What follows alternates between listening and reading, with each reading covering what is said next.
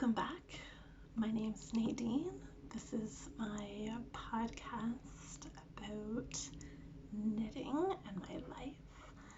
And yeah, it's been a month. So I thought it was about time we caught up again. Um, Still in the same spot. In fact, I feel like I live in this spot. This is my desk where I work from home. And now I'm using it, and I use it also as my sewing desk as well. So, and I've been doing some sewing this month, so um, lots to show you. Um, Fortunately, in my knitting, I don't have a lot. I'm still working on the blanket I was working on before, but it has grown um, easily, doubled. In fact, I did order more yarn, like I mentioned, and I'll show that in a little bit. But I just thought I could start by um, just kind of catching up. Um, yeah, uh, it seems like we're just still staying home. I'm trying to get outside a little bit. Um, yeah, and spring has sprung, so we've been out in our backyard cleaning up, going out into the forest to see what is growing. Found some, yesterday we went out to a forest that was new to us, a new trail, and there was bloodroot. Flowers were coming up. I could see where the trout lilies were coming up, and the flowers haven't started, but the little leaves have spreaded from the ground, so that was really pretty. And yeah, we could see the tree buds also blooming. So I would say in the next month we will have lots of big leaves on the trees. So that's also exciting. Yeah, I hope everyone else is staying in if it's possible. I know not everyone is as fortunate to work from home. And in that case, I hope, um, thank you. Thank you for doing the stuff that needs to be done. Because I know that anyone who's working right now is doing essential work, outside of the home, I should say. Um, yeah, it's a tough time. Okay, let's see. What else? Oh, this has gotten me thinking. I mean, because, we're trying to go out very little to do grocery shopping, so maybe once a week. Every other week I'm doing a big grocery shop, and I'm trying to buy for 2 weeks, but of course we also don't have all the room to save, like store all that food, so I do find we are going out once in between those weeks. So it turns out that we're going out every week, but in the weeks between we just do a small grocery run for the fresh stuff like milk and eggs and vegetables and fruit, and the things that have run out in between, because that only makes sense. But trying to keep it to just essentials. So we've been lucky so far, and got lots of stuff in the freezer, and just yeah, trying not to waste any food, so that and sometimes we go out without some of our favorite foods for a couple days, until we have enough to do another grocery shop. So really keeping our trips out of the house once a week. So we've been able to do that, and in order to feel a little safer, though, I know it's um,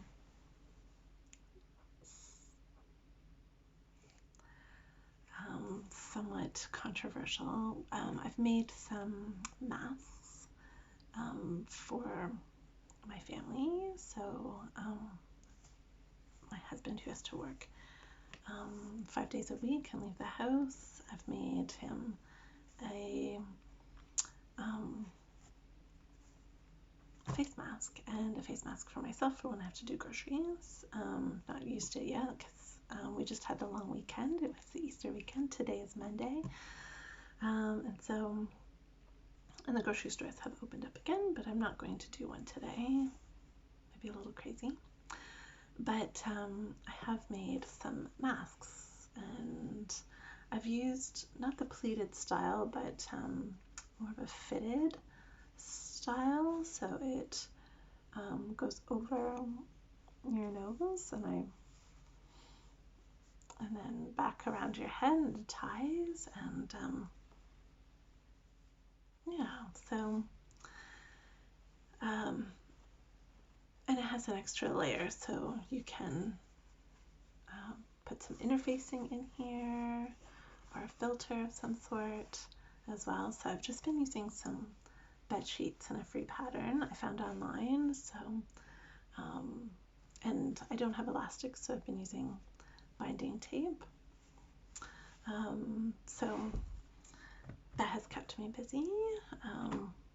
It was surprisingly small and take a lot of time, but time is what I have. So felt very lucky to be able to do that. My parents had gotten us dropped us off some sanitizing wipes, and so in the spirit of COVID-19, I made them some face masks. But it turns out they're actually just, my mom has bought a new sewing machine, so she should be getting that very shortly, and she can make some more and then spread that love out a little bit more as well. Let me see, I'm trying to go back 4 weeks. Actually, just after I podcasted last, I decided to do a little project, a little quilting project. I have befriended a great group of quilters in the last couple months, and every time I go to one of their meetings, I'm just knitting, and they're like, so how long have you been quilting? Never. I think that's a lie. I think I made a quilt with my mom many years ago, and I made one for, I think, the youngest, for Bia, but not big projects, nor were they good. Yeah, so I decided to make a little quilted, it's a placemat that's like half the size of a placemat, but I'm still proud of them. It's either a very tiny placemat or a very large coaster. So here it is. It's very tiny. I've just taken a whole bunch of scraps, 3 scraps, and I sewed them together using my machine, and then I sandwiched it and did the stitching all by hand, kind of like a sashiko sewing. I don't know what that's called. I'm calling it slow stitching. Yeah, so I just, got a little bit of fluff. But yeah, I spent a day just sewing that down and quilting it that way, and then I made my own binding, and I actually sewed that all around, and I'm actually pretty impressed with the stitching. It's not amazing.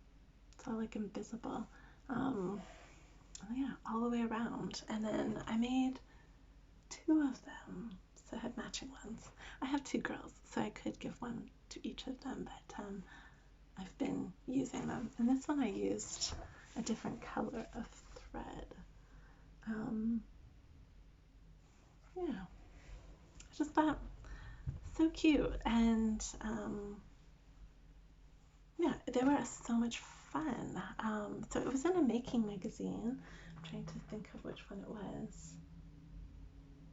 Um, but it was done in like blues, like indigos, and yeah, it was just like a nice little, so you can put a little mug and maybe a little plate of cookies. Um, anyway, I just love it. Well, I love both of them.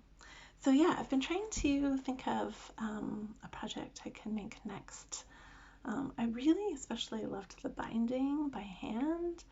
That yeah, so I'm trying to think, because I could also use it as like a trivet or like a,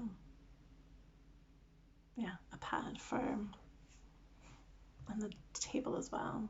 It looks like a little doll's quilt as well, like a Barbie quilt or something.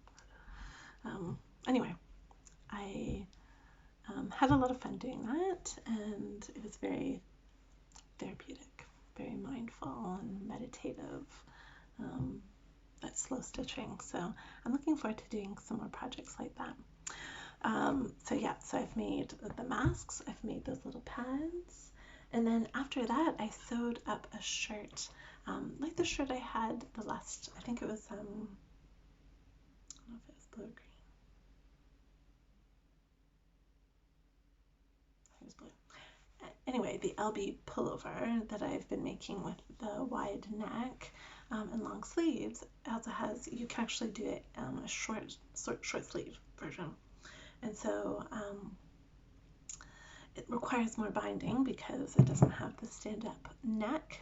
It has a binding finish on the neck and as well as around the sleeves. And so I just took some, this was some fabric I'd had in the stash that I wanted to kind of like make a muslin, but something we could possibly wear if it turned out. And so I've used this plaid, it feels like a polyester, cotton polyester blend that I got, I think at the Goodwill, but it turned out really cute, and it's just kind of a little bit of a boxy fit, very simple. It's just the front and the back, and sewing on the sewing at the shoulder. I put the binding on, and you can kind of see the binding on the inside. It's not perfect, but yeah, but you don't see it when it's on, obviously, and the same binding is in the sleeves as well. And so I just thought I love the fits. Oh yeah, and then you just sew the sides, and I just hem the bottom. And so I'm looking forward to making some more of those that are a little bit nicer. We'll still wear that one around the house, and you can see it look really nice with some skirts, some shorts. And when Bia was trying them on, she had just a pair of black tights, and that looked really cute too, some leggings. So looking forward to making some more of those, maybe a nice chambray or some pinstripes. Yeah, anyway.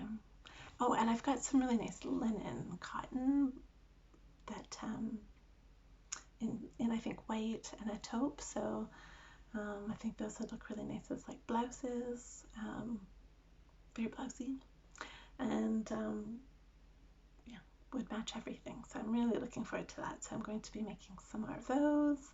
It turned out really well. The binding takes a long time. I'm not a fan of pinning and ironing, but that is mostly what sewing is. So I'm just learning to love the process. I was reading somewhere how someone was saying, just taking your time with projects. So I remember like one night I just cut that fabric out, and then another night I just sewed up the shoulders, and just taking little parts at a time, because I think before I felt I had to sew it all in one day, and obviously I don't do that with knitting, so I'm not quite sure what, I think it's just with sewing you have to do, there's a lot of preparation, a lot of setting up your area, and once you have it out, it feels like you should just finish it up, because I'm lazy like that. I don't want to get it all out again and do all that work. But then I just remembered it's not that much work, and if I've got it all, um, yeah, just to take my time is what I'm trying to learn, and time is what we have. So, um, yeah, and I think that's what I got with these little placemats. Yeah, just enjoying the process. I mean, you know, I may not, they might not be great for a lot of things, um, but just enjoying it, and yeah, and worrying later what I was going to use for it. So there's that. I'm just going to have some tea. Mm. Okay. So let's see what brings that. Oh, and so then I also did a little bit more sewing just this weekend. I found out this is going to blow your minds, maybe. I don't know. But this is mostly applicable to people that live in the same city as me, but maybe your library also does this. Anyway, the London Public Library, which is our library here in London, has a lot of branches. I love the library. The library is one of my favorite places to visit. I love people that work in libraries. I love people that go to libraries. I've never been mad at a library or disappointed in a library. Yeah, I love what the libraries do in our community. They're not just a place for books and a place for reading. It's a place to gather in my community. It's a place to learn things. It's a it's a community creator, I believe. So I love libraries. Um, So, and you know, it's so funny too, when we go traveling, I also love to visit. That's one of my favorite things, is to visit other libraries and other places. Sometimes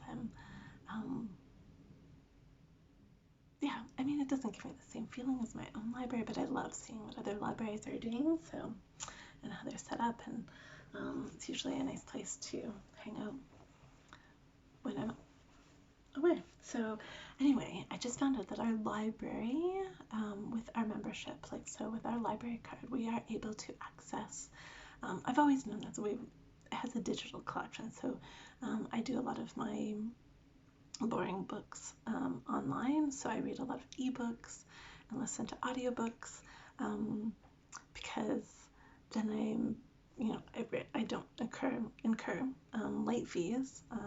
The book just disappears. And that's good for me because sometimes I miss things, and I pay library fines very happily. I love to support my library. I love that that money goes back into my library. But it's also good when I don't have to pay them. So borrowing online also saves me from having to leave my house and to get the books and to return them. That's why.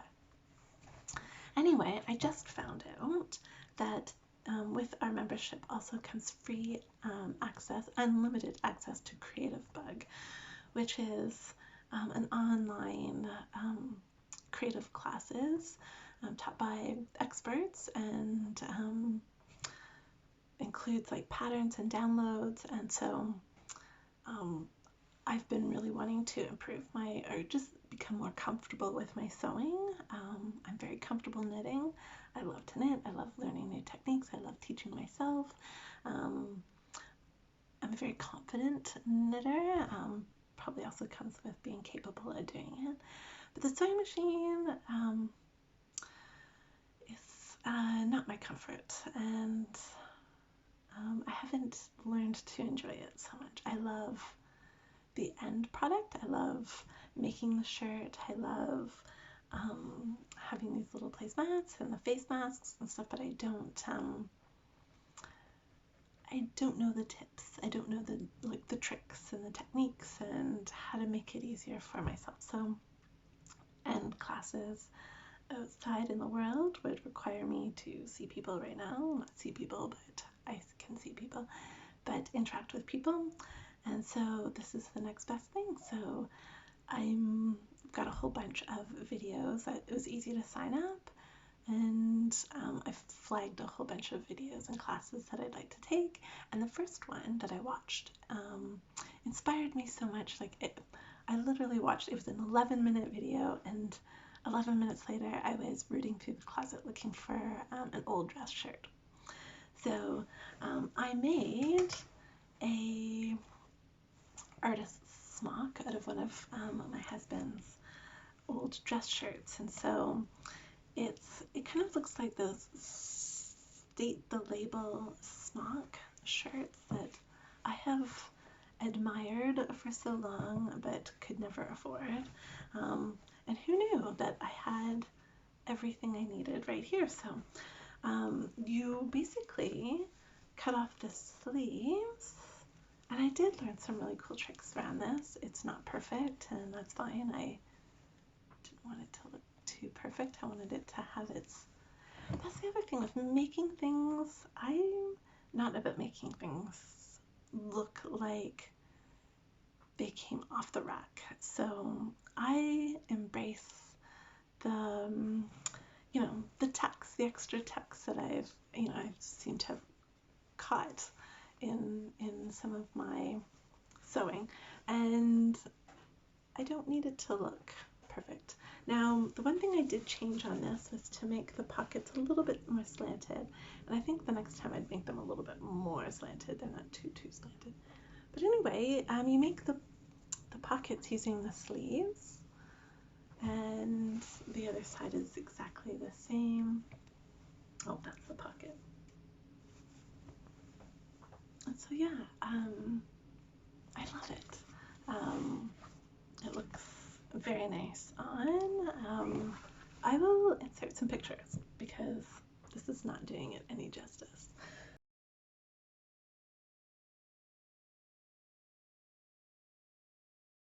So let me just see.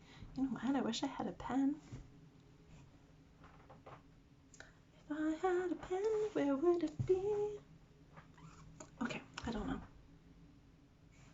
If I had a pen, I would mark the things that I've already talked about. That's fine.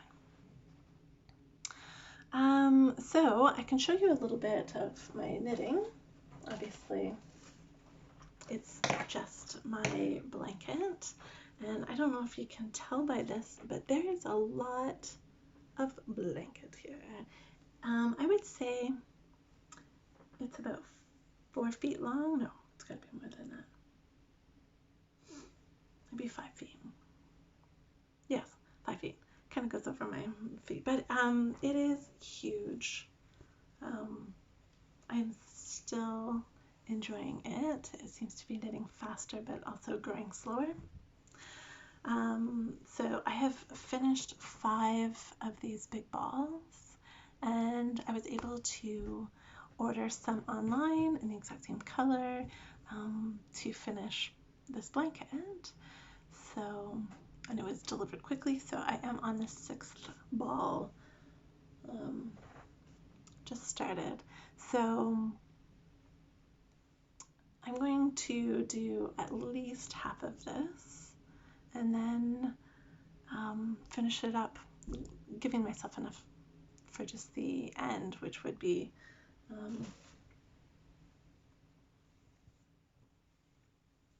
the bottom is going to also be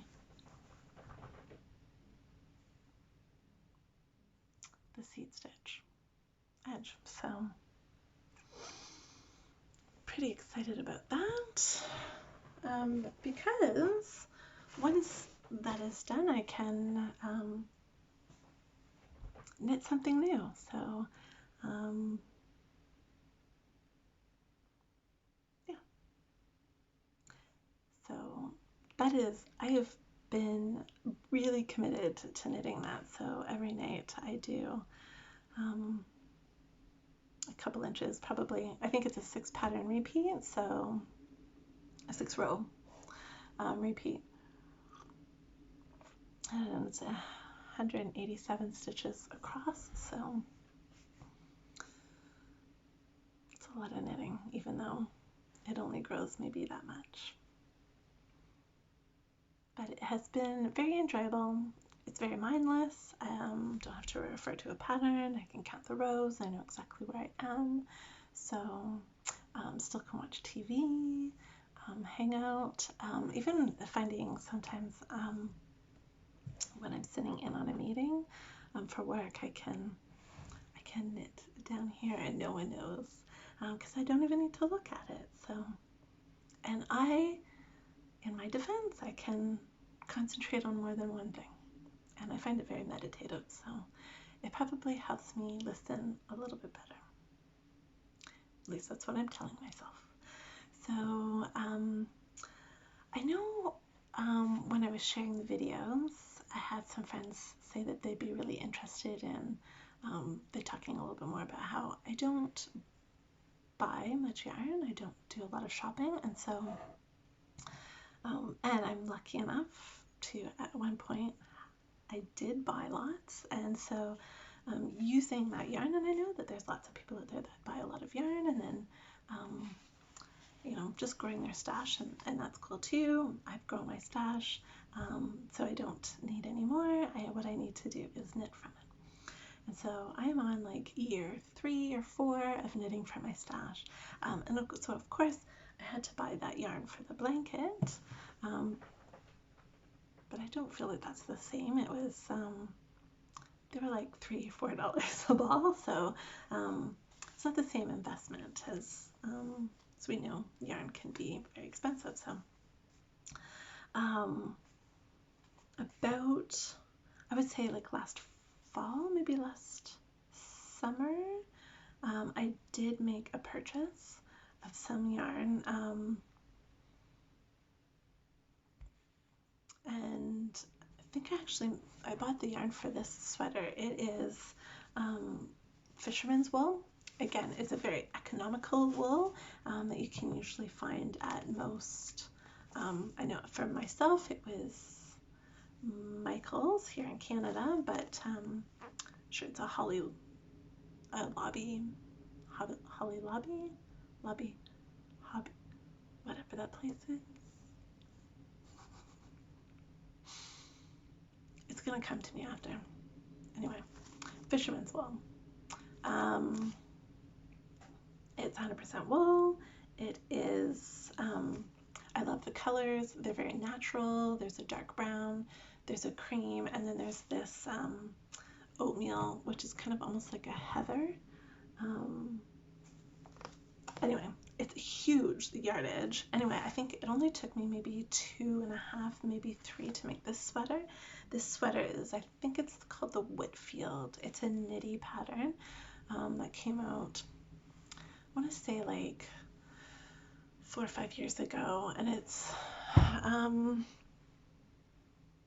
kind of it's a lot of purling. I'm just gonna say that it's a lot of purling. It's done all in one piece with a little bit of a funnel neck, and the actual one is a little bit more tunic length.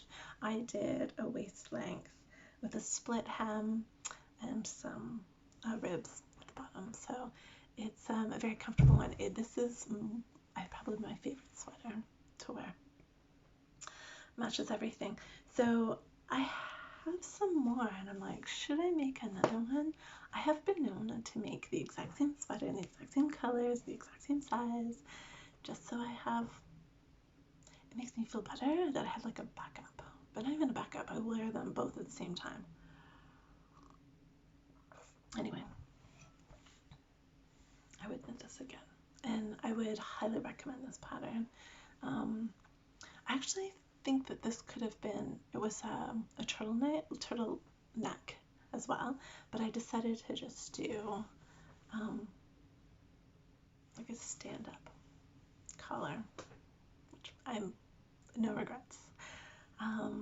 So yeah, this was like, these are, I want to say about 12 or 13, and they might be more closer to 15 now, but for a $30 wool sweater, possibly no more than 45. I'm so happy with it. So it's a worsted weight, so it knits up fairly quickly. So yeah, so there was this I had bought, so I could make another one. I'm very tempted to make another one.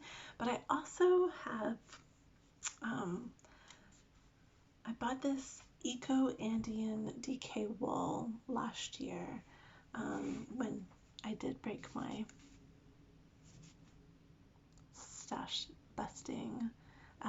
So this one I had already had in the stash, so I made this. It was fine, I'm pretty sure, but I don't know. I don't think I could have done very much. But anyway, I did treat myself last year and I bought some of this DK wool. You'll notice it's the exact same color, but it's really good yardage. I have enough of this, and then I also, I didn't have any of this in the stash. It's a Cascade Yarns El Cielo, 89% superfine alpaca and 11% nylon. It's like a mohair lace. I don't know if I can. So it's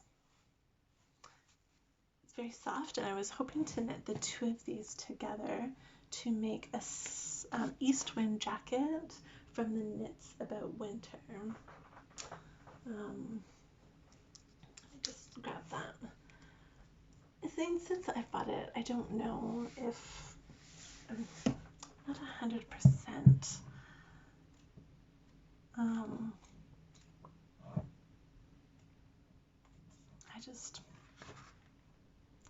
I wanted to, and now I'm double guessing myself. So it's taking me forever to find the picture.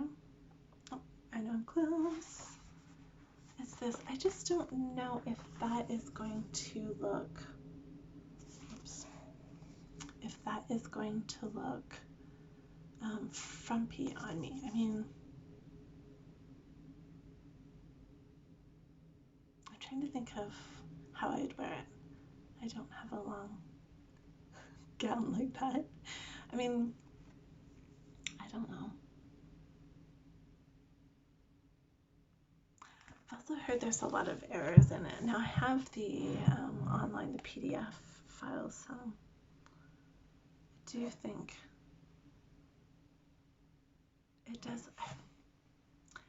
So I guess I'm always thinking, do I already have that sweater? And not in the same sense that, I mean, is there something I have that's like this that I wear a lot? Because then that indicates to me that I would wear this a lot. Does that make sense? If I already wear that shape, or I already have a garment that's very similar, then chances are this would get a lot of wear. I've learned a lot that even though I might see something and it looks really great on the model, or if that's not me, and that's not something, if the rest of my wardrobe doesn't go with it, or I don't see that fitting in with how I live, my lifestyle, I don't know if it's worth getting.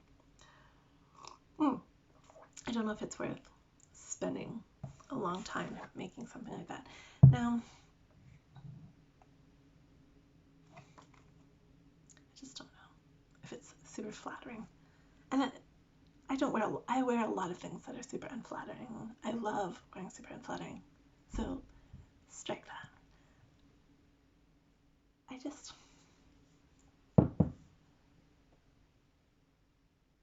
want it to look cool. I don't know if that does. But I know it looks cool on some people. Anyway, strike that. I don't know. So haven't quite decided yet. We'll see. But I do think that that would be a beautiful color, and chances are I will probably make it. I'm already feeling like I'm already talking myself into making it. But anyway, I do think that would look really pretty together. So, and I will clearly wear that color. So, I think that's a next project. So knitting, not a lot has been happening around here, so I mean, except for the blanket, a lot has been happening with that blanket. So, and then I was trying to think of like what are some other things um, that I could share about knitting. Like not my tricks, but things that have really made a difference to me in my knitting journey and adventures and journey. And then I was trying to think. Someone was sharing some of their favorite knitting books, and I thought that's a really good idea. I have some knitting books. I don't tend to buy any knitting books anymore because what I did find was when I bought them, a lot of the knitting books that are out there right now, even the magazines, are doesn't take very long to get very outdated, and so give them a couple years and they're outdated. The things, some of the stuff is a little too trendy. I'm like classic things, and so though I'm attracted to all the trendy stuff. I try to stick to. I've learned to stick to things that are more classic styles because I know I will wear them for a very long time, and then I will continue to wear them. So really looking for clean lines,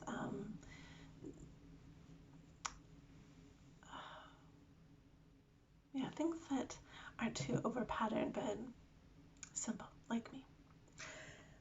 So my favorite knitting books, the books that I will never get rid of, the books that have impacted or influenced my knitting the most are, I think, would not come to much surprise to a lot of knitters out there, are my Elizabeth Zimmerman books. So I brought a couple up, but I do have all of them. But it's funny, my mom has been picking up some knitting lately and has gotten back into it. And so when she wanted to start knitting sweaters, I've really came back to, and I had dug up all of my Elizabeth Zimmerman. So I have the Knitting Around book. Just like these things are just classic, like the color work, the cables, the Fair Isle yokes. They're just, I don't know what it is. I love the styles because they're clean and they're simple and easy, but they also, this makes it easy to stash up. I guess that's what I'm trying to say, is when I come back to using my stash, the books are not, they're written to a certain gauge, but not really. Like a lot of them are just percentage systems. She uses the EPS, the Elizabeth percentage system. So what you basically do, here's a good diagram of a lot of the seamless sweaters that she has like, there's you're supposed to take a sweater that you already love, or a shirt that you really love the fit of, and you measure those. Those would be your final final measurements. And then what you do is you take the yarn that you already have in a sweater amount. So I already know what a sweater's amount is going to look like for myself. I know that something simple in a worsted weight, which is a lot of my stash, is going to be, for something that doesn't have a lot of intricate patterns, something that's very just done in stockinette, is going to maybe be 500 grams for me. So no more than 5 balls. I can make a nice sweater that's going to fit me. And then if I only have 4 of those, like let's say I only have 400 of one color, I can make the other 100 in the yoke. So I can play around with color and make up that missing ball in the yoke. So it's just taught me to think about my knitting, like just to be able to use what I have already. Oh yeah, and so then you just find the gauge. So I like a loosely knitted gauge. So because I find it drapes more, it lays on me a lot easier. It's not stiff, it's not tight. And so I find that, like, so I always have like a go-to needle that is not going to be the same for everyone else. So I like a 4.5 millimeter or 5 millimeter for, so I'd probably a 5 millimeter for the body, and maybe a 4.5 for um, the collar, the wrists, and my, that just looks horrible. I just saw like, see all the, what do you call it? The balls, the shedding. I can't speak English today. All my edges, I might go down a size on my needle, so the 4.5 is my go down, but that's not going to be the same for everyone. So I guess what I'm trying to say again is that, so I find my gauge per inch, so my stitches per inch on my needle of choice, and then I multiply that by the inches that I need to get around my sweater. And then she has, so your body's going to be your 100%, so that's your stitches. You're going to cast on 90%, so it just takes a little bit of math. So 90% of 100, let's say 100% is my 200 stitches, so 90% is going to be, I'm going to cast on 180. Then when I'm done my ribbing, I'm going to go up. I'm going to increase evenly to get back to my 200, which is my 100%. And then your arms are another percentage. And then it's saying here that the neck would be 40%. So you're going to make your sleeves, and it's actually, it's built my confidence in the sense that I know I've done this before. It works. I trust Elizabeth so much. So, yeah, she's just like the best. She's done all the work for us. But I guess what she's trying to say is that just use what you have, that you have this, like, I think before I started drinking her Kool-Aid, I was just very, would only follow patterns to the stitch. I would never, if it said knit 11 inches, I would knit 11 inches. And now, having trusted my instincts, using the knowledge I know about knitting and about garments, and what Elizabeth has broken it down to, it's just, yeah, I can knit it for as long as I want. Like, that's just someone who, like, knitting designers do an amazing amount of work, and I could not be a knitting designer. I mean, I've had dreams of it, but I can't, and I don't, and I leave. I could knit, and I can design things to fit myself and maybe the people around me, but I'm not going to be able to knit, like, write a pattern for all sizes and stuff. And I don't think, like, I think it's kind of nice to get to a point like Elizabeth. This is another one knitting workshop, to learn about garments, and then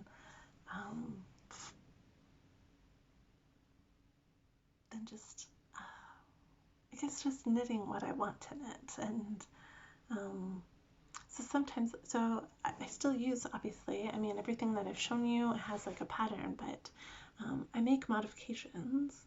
Sometimes it's the modification of the yarn, right? Maybe it's a different weight, maybe it's,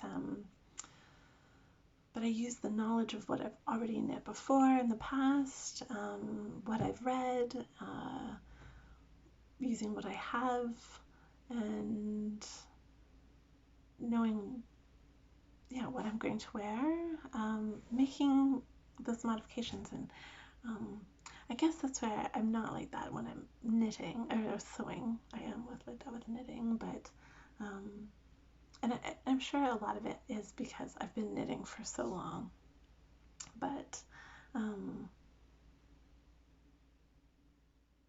yeah, it's nice to be in this spot. So I realize it's kind of, like this isn't, everyone can start from this place. But I think if I started with these Elizabeth Zimmerman books, and um, there's the Year of Knitting. What's that one called? Um, like I spent 1 year just making Elizabeth Zimmerman patterns. I made the Tomton jacket, the February baby sweaters, um, the hats, the mittens. I made star ornaments. She loves garter stitch, so she's just not about fussy knitting and not about making knitting complicated, and so, um, which is totally my style. Maybe a little bit because it's a laziness, but yeah, anything that makes anything easier and less fussy, I'm all behind. So she's also a big garter stitch. She's got a whole entire book where it's all just garter stitch, and I think garter stitch just sings in my hands. I can purl. This was a lot of purling, this one, and I have no regrets, but I love to knit. Knitting just flies off my needles. So if you are looking at investing in any books, I highly recommend all of the Elizabeth Zimmerman ones. I probably start with the year, the 12, I want to say Annex. I've got Wool Gathering, no, Knitting Workshop is this one. Oh, the Almanac. That's what it is, and I'm not even looking at that. There's also, it's fun to read these. She writes on a lot of her writing and a lot of her life in here. It's like reading a book that's sprinkled in with knitting patterns, and just how she loves the outdoors, and like there's pictures. Her baby pictures are in here. Like Elizabeth Zimmerman as a baby. It has nothing to do with knitting. But it just makes you love her more. And her writing is so funny, and yeah, it's funny. She's also very, not plain, no nonsense. I don't know. She's also not a fussy person. She loves spending time outdoors and skiing and hiking, and yeah, just my dreams, all my dreams. She's awesome. Anyway, so those are my favorite books. I have all of them. This is not all of them, but if you're looking at buying some books, those are my ones. I would get rid of every single other book I have on knitting. Oh, except for, I would love to get the Principles of Knitting. What other ones? No, those are the only ones I would keep. I would take those with me everywhere. Let's see. So those would be my things. My favorite sweater, the Whitfield. I want to say it's Whitfield again, and if I'm wrong, I will put it in here. I wanted to talk about Creative Bug, and I didn't tell you all the things that are in it though. There's sewing, so those are the ones that I will be looking at. There's a lot of knitting as well, so so if you want to brush up on some knitting skills though, I was looking for brioche knitting. It's not something I've done, and I know I could teach myself, but I was like, oh, if I can watch the class and work on a project, I would, but there wasn't one, so that's for some Creative Bug instructor out there somewhere. Make a brioche video, I will watch it and take it. But yeah, like if you want to learn how to, even seaming, choosing your yarns, it's all in there. There's a sweater making, again, kind of like what I was saying with Elizabeth Zimmerman and making your own sweater. There's someone else that teaches that class as well. Not the Elizabeth Zimmerman method, but there's that. Stash diving. So we didn't really go into some stash diving, but I have lots of yarn in there for socks, so I might make some socks. I use oddballs for, it only takes me a ball to make. So if you have that odd ball of yarn left over from a project, I find that's great for a hat or a pair of mittens. So that's what I do. I've also made a quilt out of yarn before, and I'll have to find, I know where it is, but I don't have it with me right now. But it actually has blocks of color, and in each one is a smaller block and then another bigger block around it of color. And so all the center blocks were white or a cream color for me. I think it was a cream, like a natural color. And then I used all the yarn. I had a whole bunch of worsted yarn left from projects, so from other sweaters I had made. When I first started, I'd buy more than I ever needed, and I believe in that, but I have a better idea of how much I'm going to use. So I think when I first started, I had a lot of yarn left, and so it was a good way to use up a lot of yarn because all the squares were different colors, and I could squeeze a couple squares out of each one. So there was some togetherness, not matching, but coordination, I don't know, to it. And then I'll have to share it. It was something through the Mason-Dixon knitting. They had this, it was kind of like a window pattern. Anyway, it was beautiful. I used all of it, and family loves it, and it's one of our favorite blankets. It's a lot of colors. It was before I got into all the taupe, but yeah, it's a patchwork blanket that was done very seamlessly. I mean, I had a lot of ends to weave, I guess, and at the end, or while I was knitting, I would knit in the ends, so it didn't take so long. But it's not like those scrappy blankets with the little scraps of sock yarn. I couldn't. It would take forever. But this was all worsted, and the squares were quite large. I want to say probably 10, 12 inch squares. So yeah, I remember making it over a summer. It was awesome, and I love it, and it's one of my favorites. And so that's another way to use up your stash. Also, I save a lot in yokes and yoked patterns as well, because those things don't take a lot, but it's another way to incorporate some of those little leftovers. Right now as well, our teenager is using up all my tiny balls and doing weavings with branches she's finding in the backyard, which is so cool. She won't let me put them up all over the place, and I get it. So she's hoping to sell them at an art show for school next year, so she's saving up all those. Maybe she'll make me one day. This is for you. If you're watching, Bia, I would like one. So then that is that. So I've done the masks, the blanket, some stash diving, and I can continue to talk about how I do that as well. But a lot of it is Elizabeth Zimmerman, so I can find things, and I'm pretty confident and capable. I can make sweaters out of those, and like even the last time when I was talking about my favorite sweater pattern, and then just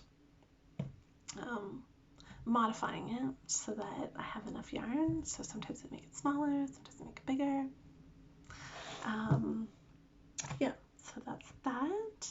And then the last thing, I'm getting kind of late. I just wanted to talk about a couple years ago, and I had been thinking about doing this again, and I did it in person, so I didn't think I'd be able to, when we first went into lockdown with this virus, I was like, oh, there goes my idea of doing this circle that we did a couple years ago. I want to say it was more than a couple years ago. Many years ago, a colleague who worked with a lot of vulnerable families forwarded me, like, so vulnerable, I mean, families living below the poverty line. And she knew that I loved being thrifty and frugal, and that I also am very passionate about income equality. So she had sent me this really cool resource that she had found from it's called the Working Center in Waterloo, I think. Yeah.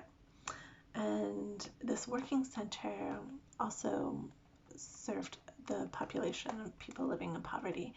And they came up with this simplicity circle idea to make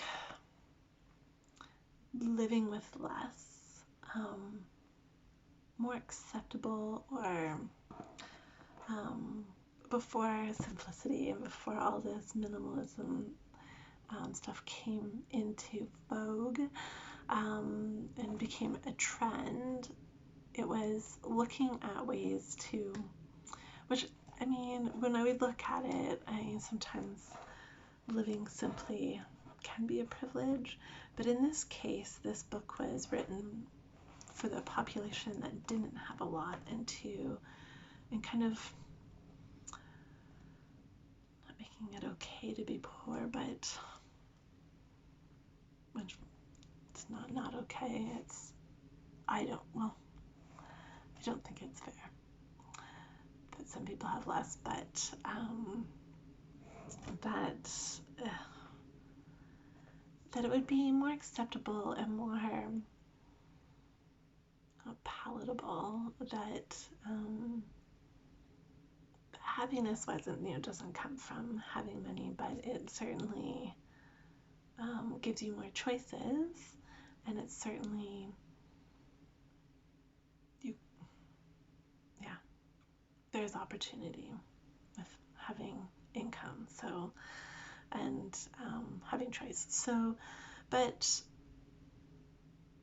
making living with less maybe more enjoyable, or more palatable, I guess. I don't know. I don't know what I'm trying to say. But she sent me this, and it's a 20-year-old resource, and it's a free downloadable book that's actually on their website, and I can link it in the notes below.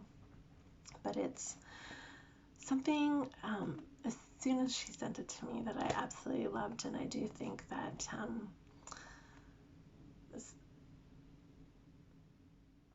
we live in this society of, like, consumerism, and where we're constantly marketed to, and marketing is just telling us what we don't have, and how we'd be happier if we had the things that they're trying to sell. And so this is kind of like the reaction against it. So maybe the tool that helps. Anyway, so it took me a couple years, I want to say like 10 years, before I had enough nerve to get a group of people together, and to meet. So we would meet, there was about a dozen of us, and it just kind of dwindled down to probably a core 8 to 10 women who would get together once a week, and we would go through the chapters. So there's 10 weeks in this simplicity circle, and this is the facilitation study guide. So we would come together on Sunday mornings, and we would have, so it's called Live Simply, Simplicity Circle Study Guide. Now this is for the Waterloo region, which isn't very far from London, but so we had to do some kind of, not revising, editing, kind of just some, well, by the time we did this, because it was written in 2000, by the time we did it was, let's say 2015 maybe, we had to modernize it a little bit. Things had changed, not too drastically, but there were things, and just kind of building a simplicity community of people trying to live a little bit more simply. In doing so, we learned a lot that simplicity looks different to everyone, and how we do that can be a little bit different, and the levels that we do it at. Many of us worked all week, or worked outside the home, and so living simply could be done outside of that. So we had a little less time. It was just, and we all had children of different, some of us had children and had different ages. So simplicity looks different if you're just starting out your family, and it also looks different farther down. But it's, it was really neat. So the weeks, so it just, this guide that I can link below, provides all the necessary information to start a circle of your own. Now this one's very specific to the Waterloo region, so there's resources. They're super old because they're 20 years old, so a lot of things may not exist at this point. They may look different. There probably are more online resources, so that was something else that we took into consideration. Plus we lived in a different part of Ontario, so we had different community resources than this one did, so we could find the equivalent in our own community, but it can be done anywhere. It doesn't have to be done here. Those things may exist around you as well. There's readings, so there would be some readings to do each week before you come to the circle, little challenges that you could do throughout the next week going forward. And then we would also look at what that looked like for us, and talked about our progress. It was really interesting, and at the end of 10 weeks, we would get together a little bit more.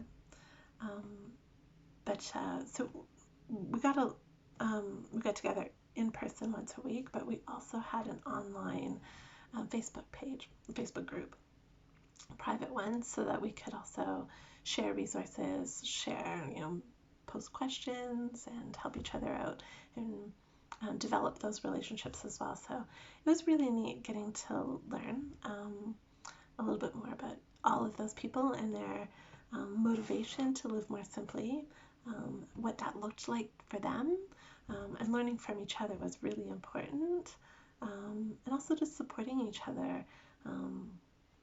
When we started this, and I think when this was written, I wouldn't say like we're leading these opulent lives, but where there's a bit of keeping up with the Joneses, and I'm wanting more, and living a faster lifestyle. And so I think what I got from this was slowing down, focusing on what was really important, what really brought joy to me. One of the exercises is called the ideal day, and so what would that look to you? If what would the ideal Tuesday look like to you? Not necessarily what your weekend or your best day ever, but what would you like your days to look like? And then you have that day defined, and then how do you slowly get to that point? What do you let go of? What do you do more of? And what do you sustain? It's neat practices, very intentional, to reflect on what your days already look like, and then how do you make them look like the days you'd rather have. So it was really neat. They're broken up, the weeks are broken up into um, what simplicity means to you. So, defining that, um, talking a lot about time as a resource, um, and something that's not indefinite and something that you cannot buy more of, that you don't know how much time you have. So really looking at that, and how do you want to be spending that? It's one thing we all have, and I think that's probably what made me think about um, this circle again, was that idea of time. And for a lot of us, it means we have more time. For me, the more time I have is not the time spent commuting or going places. All of that time is now extra time. But I still spend approximately 40 hours working each week for something not here for a paycheck. And so even though I'm home all the time now, I'm not necessarily, I don't have all that time still. That time is still dedicated to work, but I do have the time where it would take me to, let's say it was an hour walk every morning to work and an hour to get home each day. So that's 2 hours. So that's 10 hours a week. That is now new. It's the getting dressed necessarily.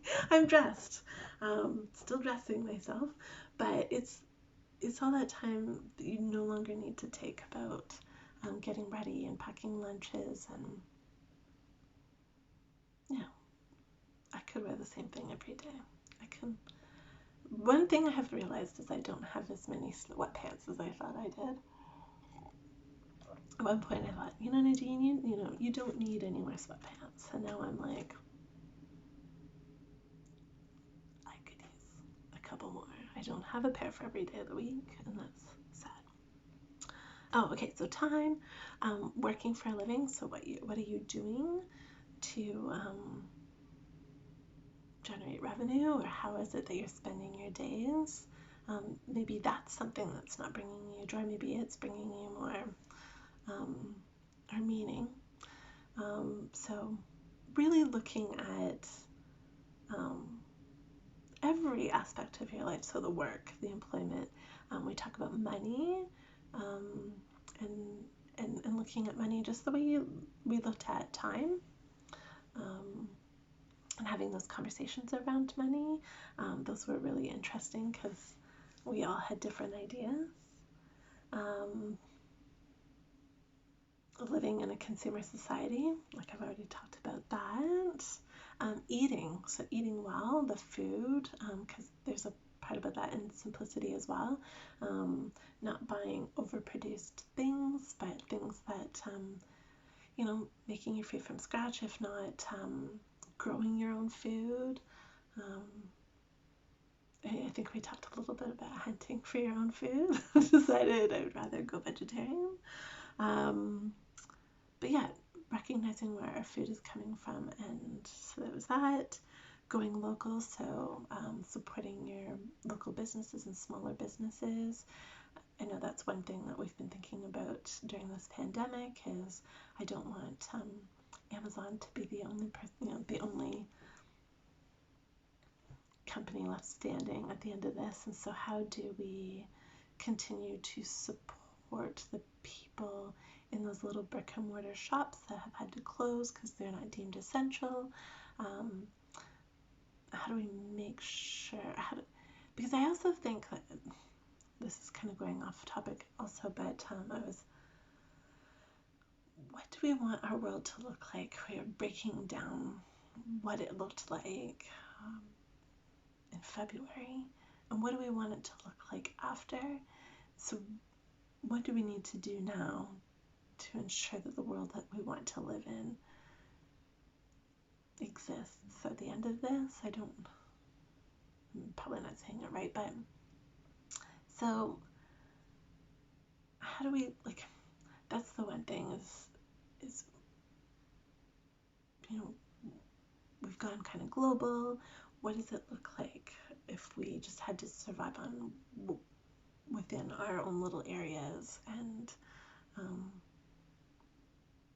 you know, I don't know what that looks like. So there's that. Celebrations, so holidays, recognizing how they can get out of control, and uh, the opposite of simple. So how do you celebrate those special days, and creating those traditions that don't drain your resources and your time and your energy? So simplifying holidays. So, and that has always interested me, and it's something that we've done very intentionally here at home. So I always like that week as well. So there's a lot of reflecting, lots of reading, lots of discussing, and I would love to get this started again. I know I've just droned on and on, so if you're not completely bored and you want to know more, connect with me, because it looks like the only way we could do this is online. So I'm thinking maybe more of like a Zoom format. So this is it. If you want to look it up, it's the Live Simply Simplicity Circle Study Guide. It's quite big.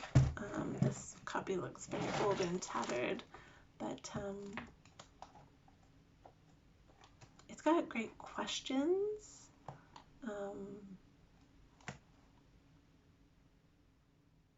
Things to look at a little bit more. Just kind of looking at our lives a little bit more closely. What do we need? And what do we need less of? So I think I'm just going to leave it at that. That was a lot. I'm looking at my time, the clock, and that is crazy. I'm sorry I took up so much time. No, I'm not sorry. I hope you are knitting or doing something relaxing, and I enjoy being in this space. So maybe the next time we can talk a little bit more about how we move this forward. The Simplicity Circle is what I'm calling it. And